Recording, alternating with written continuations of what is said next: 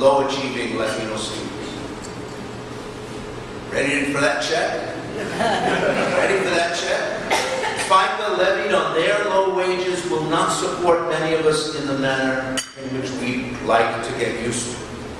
But we also know that lower-income families own houses that are worth less money, thus pay less in real estate taxes. And school kids across America, though not here, are funded directly and solely through property taxes, reproducing, perpetuating the underfinance of education. Poor families, poor housing, poor funding for schools, and tomorrow's low-income workers. It's incredible that we haven't taken a look at that and tried to find a different way. I mean, if you said, let's design a system so that today's poor kids won't be tomorrow's poor adults, would you base the financing of their education on the value of their parents' home? Not 1,000 kids, not 10,000 kids, millions of kids. If your parents dropped out of school before earning a high school diploma, it is far more likely that you'll drop out of school than earn a college diploma. If your parents completed college degrees, it is far more likely that you'll earn a four-year degree than drop out of high school. It's one of the highest correlation statistics in all of education. But as you know, correlation is not causation, right? We had that drummed into us. It doesn't have to be that way. The socioeconomic successes and failures of today's generation tend to reproduce themselves in the next one. The trick for America is to break that cycle of correlation, smash it, and replace it with something better. Or else a kid leaving school in the 11th grade continues to send the signal all through the economy for decades to come. Not just a failure this year when they drop out without a diploma, but a failure in 10 years, and 20 years, and 30 years. That just keeps gathering more force and steam and influence. Because Latinos are so much more present in the United States than we were a generation ago, our successes and our failures will affect Americans far beyond our own kitchen tables for decades to come. The wider society will have to decide if it's a priority to break the isolation of Latino kids in some of the most segregated schools in the country. A decision will have to be made to provide competent veteran teachers and proper physical plants in which to learn and do laboratory work and burn off excess energy in phys ed and dance. We're all in this. The future prosperity of all of us relies on getting it right or deciding that after the failures of the past, we have to start getting it right now. But what if the current bitterness that you hear in so many places, the angry talk radio calls, the letters to the editor writers, town hall meeting attendees, never realize that their future affluence and security is intimately tied to Latino success? A country changing its mind about matters as big as this may need a little help. And right now, Latinos are largely invisible from the places where mass public opinion is created and swayed. Think of how seldom op-ed pieces in the country's biggest and most influential newspapers are written by Latinos. Think of how rarely you turn on the TV late mornings on Sunday for Meet the Press, Face the Nation, This Week, and see a Latino analyst, journalist, learned talking head, making the case for a different view about the country and its future. I know you're all in mass when those programs are on. Take my word for it. There are few Latino guests on those places, which is one of the crucibles where public opinion is shaped and made and transmitted out to a wider audience. Right now, even after decades of progress moving into the positions of responsibility in the media, in corporate America, the armed services, elected office, we are still a people being defined by others rather than crafting our own narrative for America about ourselves. In October 2011, it is reasonable to wonder if the country is ready to do the necessary work to rewrite what is now a very unpromising future for a lot of these youngsters. And yet, at long last, this is also not just a Miami, New York, Chicago, LA story. That's part of the promise. That's part of how you turn this around. Triple-digit Latino growth across the South. 650,000 Latinos in Virginia. 800,000 in Georgia. Once the most uniformly native-born region of the country, the South, which skipped the big immigration era from 1850 to 1920. There was no big Italian neighborhood in Huntsville, Alabama. There was no Jewish ghetto in Jacksonville, Florida. They sat that out.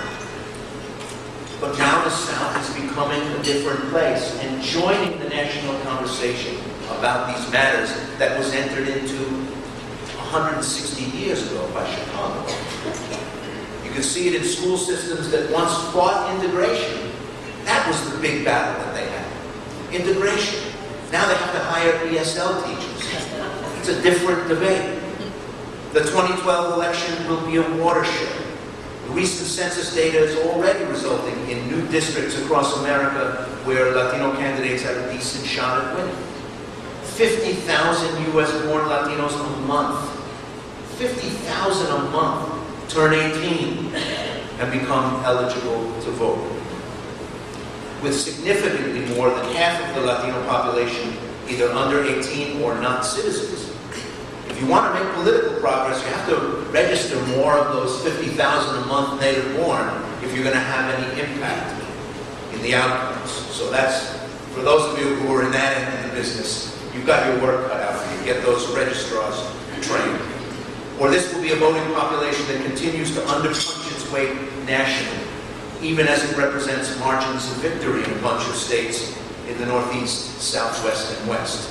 We don't talk about it much, but the Latino population of this country is unlike any other immigrant population that's ever come here. If you look at the way people came here, starting with the revolutions of 1848, when they started pouring out of Central Europe, there was a run-up, a great big spike, and then a subsidence that peters down to nothing. If you look at our arrival from all the various places that we've been coming here, there is no such thing as a run-up, a spike, and then a subsidence. Our spike doesn't subside. So it's a good thing or a bad thing, depending on who you are, I guess. But in those other cases, the Jews of Eastern Europe, the Italians, the other Southern Europeans, people from Ireland, there was an event or a series of events that was pushing them out of their place. War, economic deprivation, persecution. Or, in some cases, the United States just slammed the door and said, don't come anymore. So all those earlier groups had a concentrated period of intense migration, then it declined down to tiny numbers. We have come on and off for more than a century and a half, continue to come today, and the country came to us in a really important kind of way. That's another rant for another day. But for the coming 30 years, ours will be a culture that either stretches and makes room and changes its furniture up here about who we are as people, or it won't. And that's going to tell a lot of the story about what this America 2.0 is really going to be like. We'll either make room for new heroes, new ideas, new sounds, new tastes, or we'll hunker down and mutter about the clash of civilizations, keep wondering who's really American, even as those people we're muttering about are stepping right up and becoming part of us. Will we remain wedded to those tired old questions about who really belongs?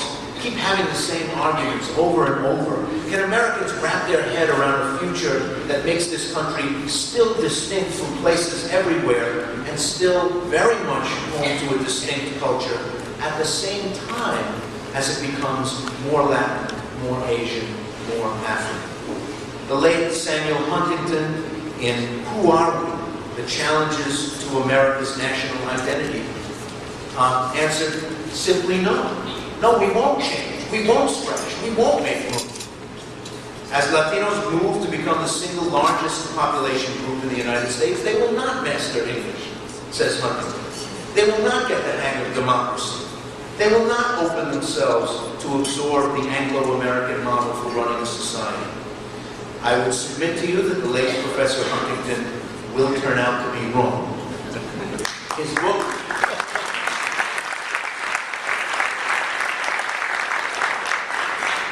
Sam Huntington doesn't get many applause lines anymore.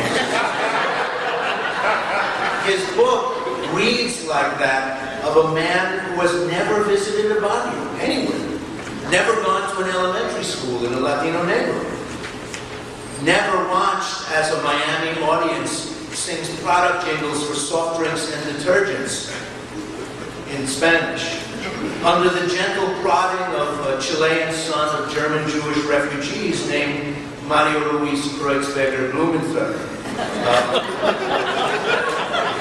Of course, many of you in this room know him as, not as Mario Luis Kreuzberger Blumenfeld, but as Don Francisco. In the run-up to the 2008 election, Don Francisco invited John McCain and Barack Obama to a special program on Univision that runs after Sábado Gigante, giving the two presidential candidates an enormous lead-in audience, for one thing.